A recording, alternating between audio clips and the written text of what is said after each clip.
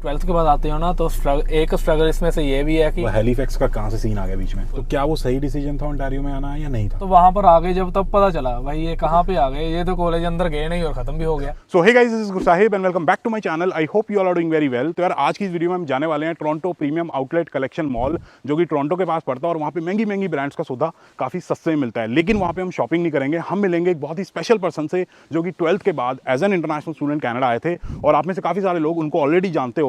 और उनसे हम पूछेंगे कि भाई 12th के बाद कनाडा आने की वजह से जो PR का हिसाब किताब था वो क्या था, और साथ के साथ जॉब्स वगैरह उनको किस तरीके से मिली, और जो भी चैलेंजेस वगैरह उन्होंने फेस किए 12th के बाद कनाडा आने की वजह से, वो चैलेंजेस को उन्होंने किस तरीके से ओवरकम किया। So without wasting any more time, Toronto premium outlet collection mall चलते हैं, उन भाई साहब से मिलते हैं and let's get started with this video.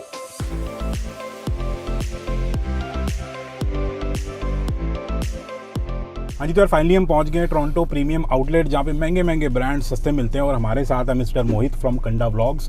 तो आप में से काफ़ी सारे लोग इनको ऑलरेडी जानते ही होंगे। बहुत ही बढ़िया वीडियोस वगैरह बनाते हैं अपने यूट्यूब चैनल पे, जिसको आप जाके चेकआउट कर सकते हो। आपका इंस्टाग्राम अकाउंट भी है बहुत बढ़िया, उस पर भी बहुत ही बढ़िया बढ़िया इन्फॉर्मेटिव यूजफुल रील्स बनाते हैं, अपना एक्सपीरियंस शेयर करते हैं। तो डेफिनेटली जाके चेकआउट करो, लेकिन चेकआउट करने से पहले वीडियो देख लेना, क्योंकि बहुत ही बढ़िया बढ़िया बातें करने वाले हैं। सबसे पहले अपने बारे में बताओ कि आप कनाडा कब आए थे, आपने इंडिया में अपनी पढ़ाई क्या की थी और क्या हिसाब किताब रहा था? ओके, तो मेरा कुछ एक्सपीरियंस इतना ज़्यादा नहीं है जितना भाई का है, लेकिन हाँ इन शॉर्ट अगर मैं आपको बताऊं तो मैं इंडिया से 12th करके आया था और मैंने 12th अपनी की थी 2016 में। फिर उसके बाद कनाडा आने का प्लान बना, फिर 2017 में मैं आया था कनाडा आफ्टर 12th। और मैं यहीं पर ओंटारियो में ही ब्रैम्पटन के पास नॉर्थ योर्क है, वहाँ पर मेरा कॉलेज था सेंट क्लेयर, वहाँ से मैंने अपनी स्टडी की। कहते हैं कि 12th के बाद अगर आप ओंटारियो में आओ या फिर ब्रिटिश कोलंबिया में आओ तो PR थोड़ी मुश्किल होती है। बिल्कुल। तो क्या वो सही डिसीजन था ओंटारियो में आना या नहीं था? ओवरऑल देखा जाए तो ओंटारियो में आना डिसीजन इतना बढ़िया नहीं था, क्योंकि PR मुश्किल से होती है। लेकिन जब मैं आया था ना 2017 में, उस वक्त काफ़ी कम ऐसी प्रोविंसेस थी जिनको लोग जानते थे सिर्फ। क्योंकि तो अगर आप आज से 5-6 साल पहले चले जाओ ना, उस वक्त लोग कौन सी सिटीज़ को जानते थे, ब्रैम्पटन हो गया या फिर ओवरऑल जो था मिसिसागा, टोरंटो, इन सिटीज़ को ही जानते थे जो पंजाबी गानों में सुना है। हाँ। तो जैसे जैसे मुझे एजेंट ने बताया, जैसे जैसे उसने मुझे ऑप्शंस दी, ऑप्शन थी सिर्फ यहीं की, ब्रैम्पटन के आसपास 4-5। हाँ, ब्रैम्पटन के आसपास बस यही ऑप्शन थी। तो फिर बस मैंने उसमें से चूज किया सेंट क्लेयर और बस आगे फिर यहाँ पर। तो ये कहता हूँ कंसल्टेंट की बात बहुत सुनने की जरूरत नहीं है मेरे हिसाब से। हाँ। अपनी रिसर्च कर लो, कंसल्टेंट का रोल बहुत इंपॉर्टेंट है, क्योंकि वही डॉक्यूमेंट्स बताएगा, वही एडमिशन कराएगा। लेकिन अपनी रिसर्च कर लो कि ये 4 कॉलेज है, मेरे को इन्हीं में जाना है अपनी रिसर्च के हिसाब से। कंसल्टेंट पे डिपेंड ना करो, क्योंकि वो तो अपना बिजनेस कर रहा है, वो अपने ही बिजनेस के हिसाब से बताएगा जहाँ उसको ज्यादा कमीशन मिलेगा। अब मैं सबसे बड़ी चीज जो रिग्रेट करता हूँ ना, वो यही रिग्रेट करता हूँ कि मैं इस कैंपस में क्यों आया, इस कॉलेज में। क्योंकि सेंट क्लेयर का जो मेन कैंपस है विंडसर में बहुत बढ़िया है, बहुत बड़ा। लेकिन मेरे एजेंट ने मुझे दिलवाया छोटा कैंपस यहाँ पर टोरंटो में, तो वो कुछ भी नहीं था, वो छोटा सा, जैसे आपने कहा 3-4 कमरों वाला ऐसा कॉलेज। हाँ, तो वहाँ पर आगे जब तब पता चला भाई ये कहाँ पे आ गए, ये तो कॉलेज अंदर गए नहीं और खत्म भी हो गया। जैसे घर नहीं होता 2 कमरों का और उसको उन्होंने कॉलेज बना दिया। तो मुझे तो बहुत ये चीजें गलत लगी। आजकल तो और भी बड़े चक्कर चल रहे हो, किसी और वीडियो में बताऊंगा, बड़ा चक्कर है। तो मेन कैंपस जो होता है ना हर कॉलेज का, उसमें आना चाहिए। बिल्कुल, हाँ, मेरे हिसाब से मेन कैंपस में आना चाहिए। जो आप असल में सीखते हो ना, वो आप सीखते हो कॉलेज जाकर, वहाँ पर नेटवर्किंग कर अलग अलग लोगों से मिलकर। अगर आप छोटे से कैंपस में आओगे, वहाँ पर आप मिलोगे किसको? अब कोई भी नहीं होता वहाँ पर, सिर्फ हमारे जैसे जो इंडियंस आए होते हैं, इंटरनेशनल स्टूडेंट्स, बस वही होते हैं बस, और कोई भी नहीं होता। मेरे कॉलेज में तो ऐसा ही था, एक हम इंडियंस और दूसरे थे चाइनीज भी ऐसे ही जो इंटरनेशनल आए हुए हैं। मेरे को ना एक बात याद आ गई, एक बार हम कॉलेज से निकल रहे थे अपने बस पकड़ने के लिए। हमें कह रहे भाई ये तो ऐसा लग रहा है कश्मीरी गेट पे खड़े हैं। 12th के बाद क्या कोई चैलेंजेस आते हैं अपनी फील्ड जॉब ढूंढने में? फील्ड जॉब मेरे हिसाब से जो मुझे लगता है ना, फील्ड जॉब सिर्फ उन्हीं के लिए मैटर करती हैं जो एक बढ़िया सी स्टडी करते हैं कनाडा आकर। मुझे ऐसा लगता है, जैसे आपने बहुत बढ़िया स्टडी की है, आपका बैकग्राउंड बहुत बढ़िया, बहुत ही प्रिसाइज। हाँ, बहुत ही प्रिसाइज जो होता है ना, तो उनके लिए फील्ड जॉब मैटर करती हैं। जो 12th के बाद आते हैं, स्पेशली जैसे मैं आया, बिजनेस में आया, बिजनेस कोर्स लेकर आया, तो इनमें कुछ फील्ड जॉब इतनी खास होती नहीं है। अब काफ़ी लोग ऐसे भी हैं मेरे फ्रेंड्स जो सेंटेनियल वगैरह में आते हैं, सैनिका वगैरह में आते हैं एज अ होटल मैनेजमेंट का कोर्स लेकर, एज अ बिजनेस का कोर्स लेकर, कि हम बाद में कुछ करेंगे इसमें बढ़िया। लेकिन मुझे नहीं लगता कि इन कोर्सेज की वजह से आपको कोई बहुत बढ़िया जॉब मिल सकती है। बहुत जनरल कम कोर्सेज हैं। हाँ जी, जनरल कोर्सेज है। क्योंकि पता है बढ़िया जॉब कब लगती है या फिर अच्छी सैलरी वाली जॉब कब लगती है, जो बहुत अच्छी सैलरी बोल रही है, जब आप इररिप्लेसेबल होते हो कि भाई इसके पास जो स्किल्स हैं, इसको जो आता है, ये निकल गया ना तो बंदा ढूंढने में हमारे 6 महीने लगते हैं। ऐसा अगर आपके पास स्किल होगा, नीश होगी आपकी, तो पैसे मांग सकते हो। अगर आपके जैसे 10 और हैं, बिल्कुल कहेंगे यार कोई बात नहीं 5 और मिल जाएंगे तो क्या, तो फिर सही दिक्कत बात आ है। सकती है। तो आपने पढ़ाई वगैरह तो अपनी की है ब्रैम्पटन ओंटारियो नॉर्थ यॉर्क में, बिल्कुल। तो वह हैलिफैक्स का कहाँ से सीन आ गया बीच में? जब मैंने अपनी स्टडी यहाँ पर ख़त्म की कनाडा में, उस वक्त फिर मैं सोचने लगा कि मैं भाई पीआर कैसे लूँ। अब आप 12th के बाद आते हो ना, तो एक स्ट्रगल इसमें से ये भी है कि जब आपने अपनी पीआर लेनी होती है, अब जो बंदा इंडिया से ग्रेजुएशन करके आया है, उसके पास इतने पॉइंट्स होते हैं कि बाद में वो कुछ ना कुछ साल का एक्सपीरियंस वगैरह लेकर अपने पॉइंट्स पूरे कर ले और अपनी पीआर ले ले, चाहे वो ओंटारियो में है। ऐसा नहीं है कि बिल्कुल भी ऑप्शंस नहीं होती ओंटारियो में, ऑप्शंस होती हैं, लेकिन तब फिर आपको पैसे वगैरह देने पड़ते हैं एजेंट्स वगैरह को, है ना। मेरे काफ़ी फ्रेंड्स ने काम किया है ऐसे, अपनी पीआर ली है, लेकिन उन्होंने पे किया है $25,000-30,000। अच्छा। हाँ, अपनी पीआर के लिए, ठीक है।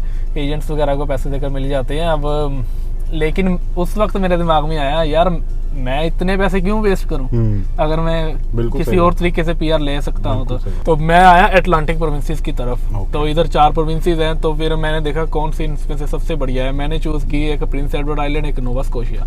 तो प्रिंस एडवर्ड आइलैंड के सामने फिर मुझे नोवा स्कोशिया बहुत बढ़िया लगी, क्योंकि वो अटलांटिक प्रोविंसेस में से सबसे बढ़िया प्रोविंस है, और हैलिफैक्स उन सब में से सबसे बड़ी सिटी है, सबसे जो ग्रोइंग सिटी है इस वक्त। मैंने सोचा अगर जाना ही है तो क्यों ना ऐसी जगह पर जाएं जहाँ पर थोड़ा सा हमें कुछ मिले भी।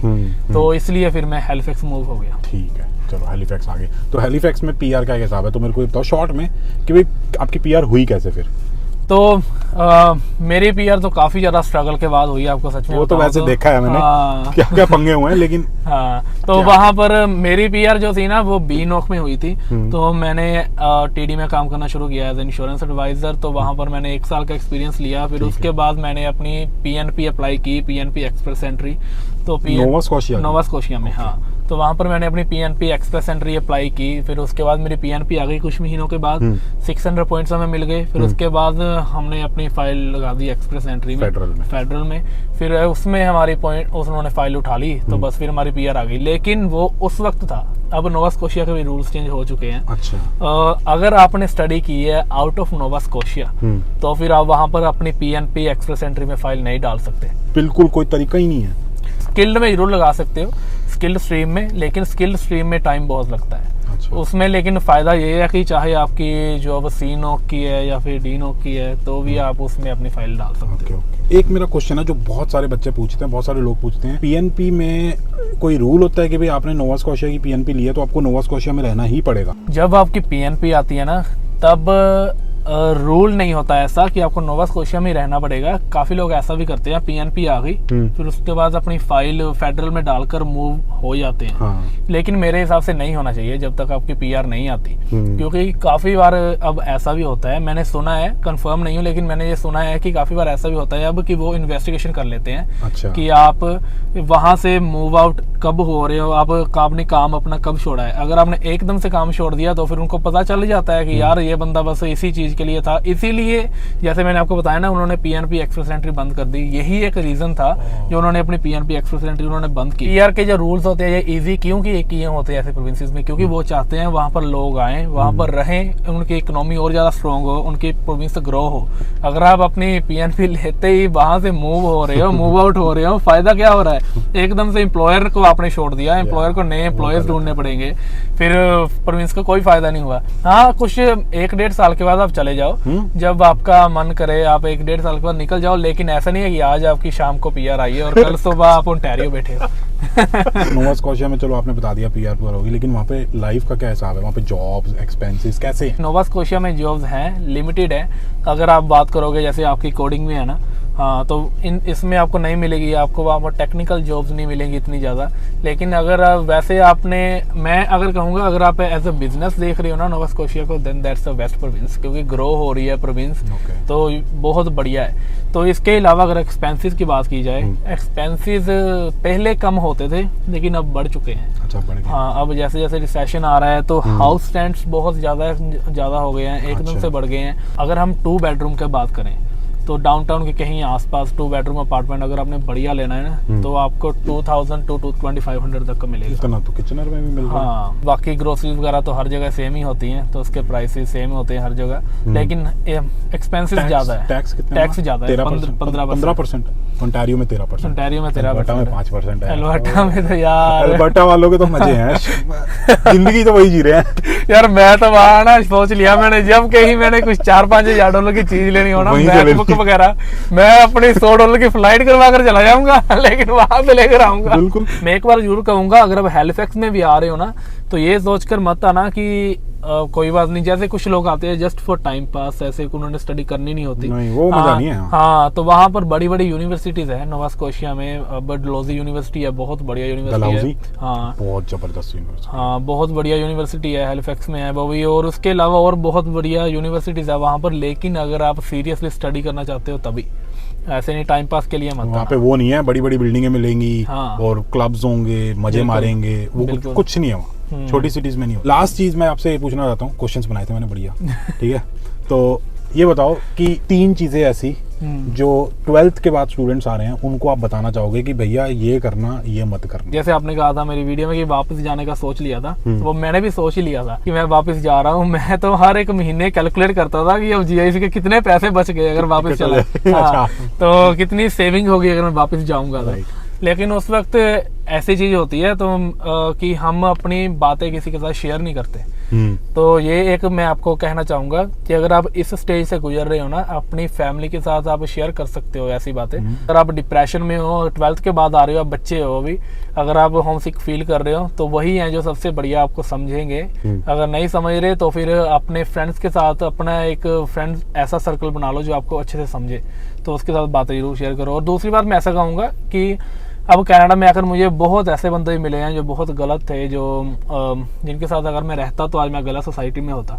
लेकिन मैंने उस वक्त फिर मैंने डिसीजन लेकर अपना घर वगैरह चेंज किया और मैं किसी और घर में गया। वहाँ पर जाकर मुझे इतने बढ़िया लोग मिले जो आज भी मुझे, अगर मैं उनको एक बार भी कहूँ, वो है कि हम आपके साथ है। मैंने अभी गाड़ी लेनी थी ना, मेरे अकाउंट पे एक लिमिट थी कि भी एक दिन में आप इतने पैसे निकलवा सकते हो। मेरे को $3000 की जरूरत थी। मैंने अपने फ्रेंड कबीर को फ़ोन किया, उसने 1 मिनट भी नहीं हुआ था फ़ोन काटने के, 1 मिनट के अंदर अंदर मेरे को नोटिफिकेशन आ गया कि भाई 3000 पे आ गए। ऐसे दोस्त बनाओ, ऐसे दोस्त बनाओ, बढ़िया बढ़िया दोस्त बनाओ। तो अगर आपको गलत लग रहा है किसी जगह पर रहकर, उस जगह को छोड़ दो, कोई बात नहीं, आप थोड़ा सा $100 एक्स्ट्रा पे कर दो, लेकिन टॉक्सिक एनवायरनमेंट में मत रहो। एट द एंड में आपको चीज़ बताऊंगा जो मैंने नहीं की थी आकर, वो है फाइनेंशियल, अपने आप को फाइनेंशियली स्ट्रॉन्ग बनाना, अपने पैसों को थोड़ा सा सेव करना, किसी चीज़ में इन्वेस्ट करना, अपने आप में इन्वेस्ट करो, अपने माइंड को ग्रो करो और थोड़ा सा अपने लिए रखो साइड पे निकाल कर। चाहे आप अपनी पे में से $10 भी निकाल लोगे, $20 भी निकाल लोगे, वो इतना मुश्किल नहीं लगेगा निकालने के लिए, लेकिन अगर जब आपको जरूरत पड़ेगी तब आपके पास होंगे। क्योंकि मेरा तो ऐसा भी था कि इस वक्त स्टूडेंट लाइफ में जब काम नहीं मिलता था, तब जीआईसी भी नहीं होती थी, तब उस वक्त $1 भी नहीं होता था जेब में।